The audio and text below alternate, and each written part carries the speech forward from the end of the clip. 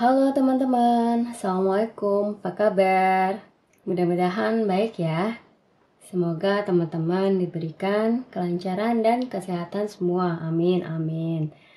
Lihat di dalam buku catatanku, angka-angka yang berjajar rapi, mencatat pengeluaran semuanya.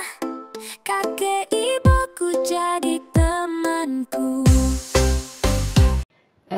Sudah saatnya Kakebo mau budgeting bulan Juni. Di sini awal bulan pertama, yaitu Kakebo kemarin habis belanja kebutuhan di minggu pertama.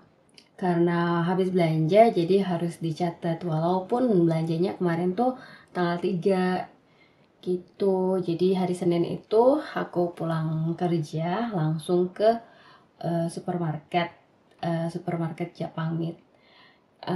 Aku senang banget tuh sama Japangmit ya, karena supermarket Japangmit tersebut itu paling murah di antara supermarket yang lain gitu. Jadi aku seneng banget di sana, dagingnya murah-murah, sama sayurannya juga murah-murah. Lumayan buat kantongnya Kakebo, ngepas banget. Gitu. Ini kita langsung aja ya teman-teman. Kemarin itu tanggal 3 dia di Japangmit sebesar 3.163. Nah, kan per minggunya itu Kakebo budgeting seminggunya 3.000. Nah, di sini cuma over over 163. Jadi sisa foods masih ada 8.837. Dan ternyata tanggal 3 itu Bapak itu ke dokter mata. Dia untuk periksa itu sekitar, dokter matanya Bapak itu sekitar 49.020 yen. Jadi di sini beliau masih ada tinggal sisanya 1.080 gitu. Nah, minggu ini berarti Kakebo cuma pengeluarannya di dokter mata sama makanan ya, foodsnya ya, yaitu 3.163. Mencatat ini penting banget ya teman-teman. Jadi kalau kita keluarkan uang sebisa mungkin itu harus dicatat. Itu kapan, di mana, berapa, itu sebaiknya semuanya harus dicatat. Walaupun dia uangnya kecil pun itu tetap harus dicatat. Kalau bisa ada kwitansi ya, kwitansinya gitu. Maksudnya kalau kita belanja di supermarket misalnya, kan itu ada kwitansinya ya, itu harus kita kumpulin gitu. Kita kumpulin, kalau bisa hari itu kita catat ya, hari itu kita catat. Misalnya kalau ke pasar itu kan nggak ada ininya ya, nggak ada kwitansinya ya. Itu paling ya setelah kita membayar uang, maksudnya setelah kita mengeluarkan uang tersebut untuk transaksi itu, ya udah kita harus catat juga. Jadi kita selalu harus sediain pulpen sama kertas, dan itu harus dimasukin ke dompet. Cepet-cepet dimasukin ke dompetnya, kapannya, tanggal berapa, hari apa gitu.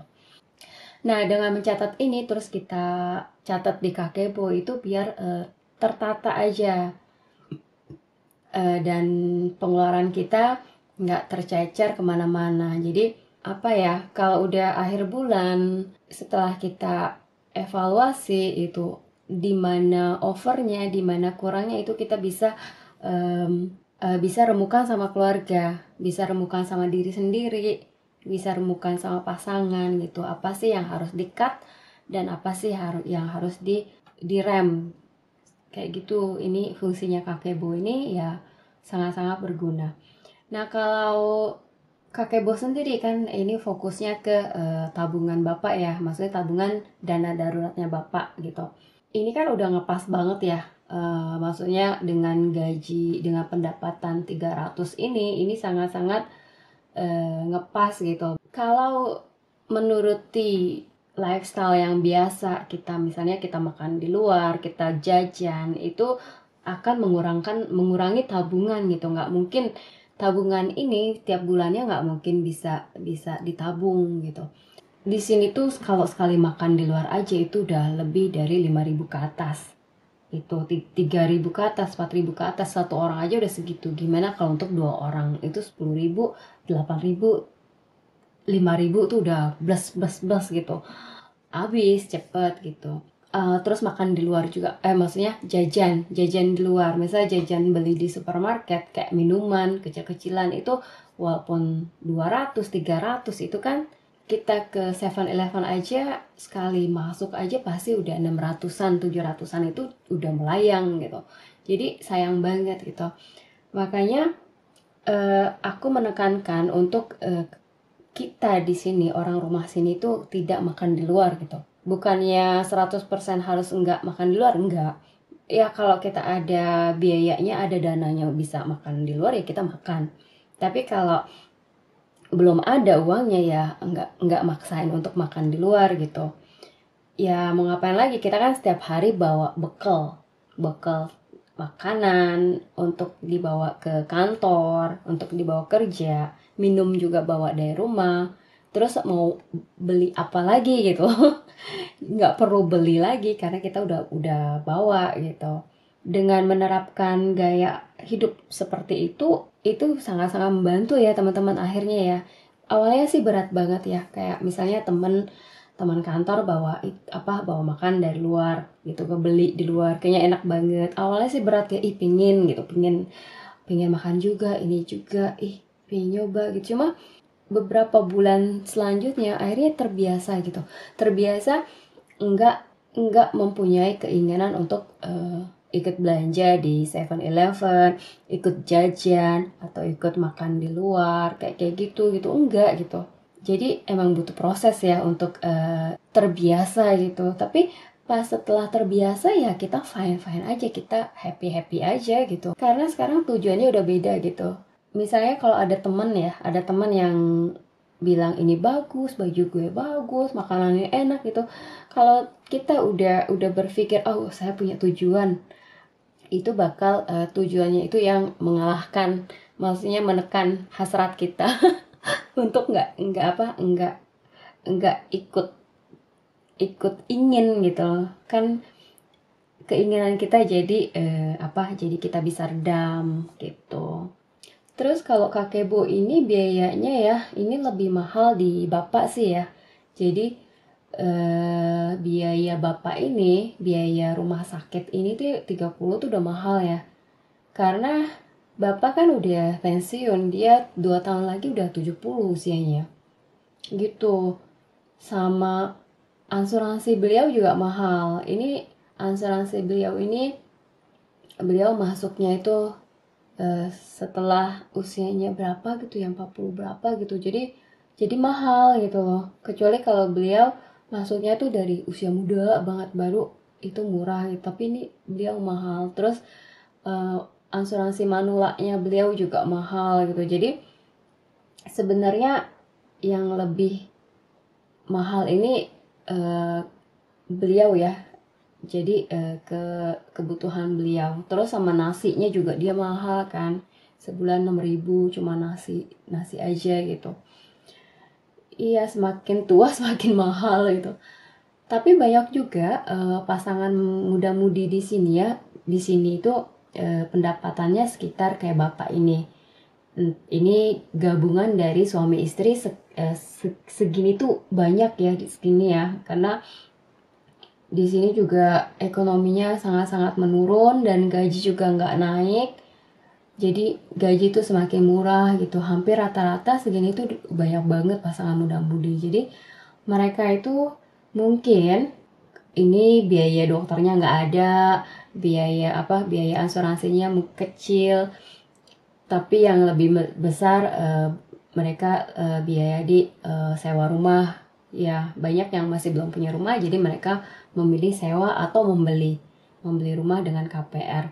Suami istri bekerja, jadi biasanya dari suaminya untuk rumah dan istrinya untuk nabung nanti anaknya, untuk bekal anaknya, untuk masa depan anaknya, biasanya seperti itu gitu. Kayak gitu. Kalau di sini kakebo ini ya dari income bapak aja gitu. Aku sendiri pendapatan aku nggak begitu besar, cuma yang aku bingung tuh untuk dana pensiun aku sendiri ini gimana gitu. Nabung di sini pun nggak ada bunganya gitu. Nabung di bank aja dia 1 juta setahun cuma 8 perak ya. 8 perak yen dia bunganya gitu. Jadi nggak berkembang gitu. Aku berinisiatif tuh untuk untuk ganti ke tabungan indeks aja gitu kali ya gitu. Lagi proses pengajuan tabungan kayak NISA biar aku bisa alihkan tabungan aku ke indeks untuk dana pensiun gitu. Kayak gitu, karena aku juga banyak kesalahan masalah keuangan yang nggak tertata, nggak teratur, akhirnya ya udah nggak ada gitu, bablas gitu. Sekarang ya akhirnya mikir juga, ini gimana nih nanti kalau sendiri. Iya, aku harus mikir dana pensiun aku kayak gimana. Juga aku berpikir belum tentu kalau aku nggak pulang ke Indonesia gimana. Ke Indonesia pun aku kan nggak ada kerjaan, nggak ada pemasukan. Terus aku beli rumah pun di sana juga nggak berkembang, stuck gitu aja gitu. Jadi uangnya ya udah jadi aset yang nggak berjalan, ya udah mati gitu. Jadi aku belajar juga dari situ gimana ini awal aku nanti buat nolongin aku lagi. Jadi aku berpikir aja gimana ya nanti pensiun aku nanti. Terus juga belajar dari bapak yang udah dia udah tua, udah usia segini, tabungannya dana daruratnya sedikit gitu. Terus biaya rumah sakitnya mahal kayak gini. Iya, aku akhirnya jadi belajar juga ini gitu. Gimana? Kita nikmati aja ya teman-teman gitu. Kita jalanin aja. Yang penting tetap berusaha dan tetap konsisten, tetap pada jalurnya gitu. Tetap pada jalurnya, lainnya ambil yang terbaik dan jangan dengerin teman-teman yang lain yang maksudnya yang kayak FOMO atau ikut-ikutan orang atau ya kayak gitu deh gitu. Kita hidup secukupnya kita aja gitu. Jangan sampai pengeluaran lebih besar dari pendapatan. Iya, kayak gitu.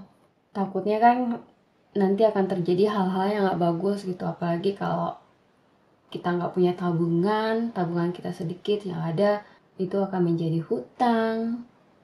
Untuk nambah-nambahin yang gak cukup segala macam kan serem juga ya gitu. Jadi sebisa mungkin, sedini mungkin kita perbaiki dari sekarang gitu, maksudnya dari jauh-jauh hari. Jangan sampai kayak aku nih. Aku udah terlalu memperbaikinya kayak udah hard banget ya. Pelajaran sih, tapi ya gitu deh. Oke deh teman-teman, awal bulan baru mulai dan sampai akhir bulan semoga foods ini enggak over, kalau bisa ada lebihnya biar aku bisa nyelengin lagi. Masukin ke celengan gitu. Oke teman-teman, salam semangat ya. Semoga teman-teman diberi kelancaran dan meraih cita-citanya, goalnya, juga tujuannya dengan aman. Makasih ya udah support aku. Terima kasih. Bye-bye.